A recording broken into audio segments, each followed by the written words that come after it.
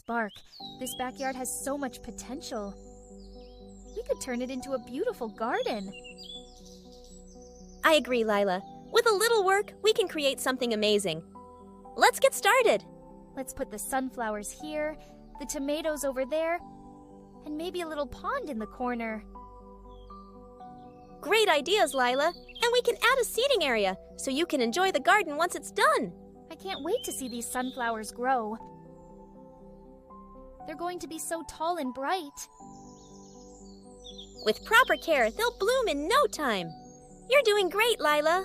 Thanks, Spark. I couldn't do this without you. This pond is going to be amazing. Maybe we'll even get some frogs. And dragonflies, too. It's going to be a little ecosystem all on its own. I love it. Let's add some water lilies next. We did it, Spark.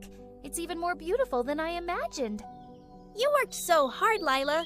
This garden is a true oasis. And it's all thanks to teamwork. Let's invite everyone to see it.